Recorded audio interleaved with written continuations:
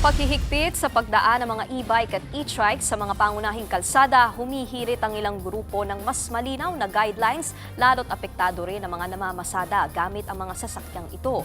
May Express Report si Dave Abuel. Halos buong araw nakatambay ang namamasada ng e-trike na si Nor Ali sa may bandang Roas Boulevard sa Pasay.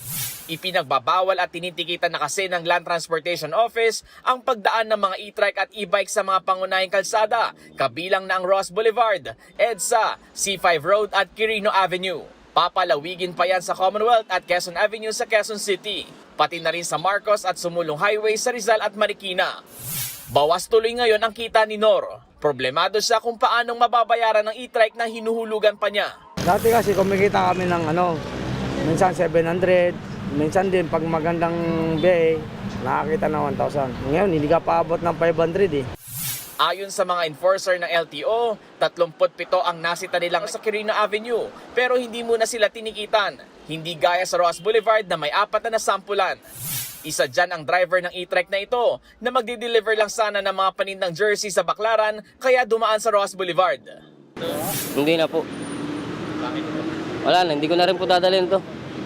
Kaya first time ko lang din po kasi mahuli ang LTO dito.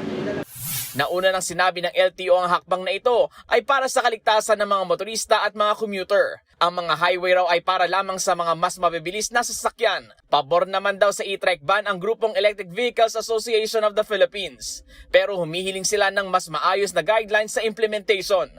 There is an Administrative Order 039/2021 that we were able to establish, and that is on the categories on the models that are units that can be used on specific roads.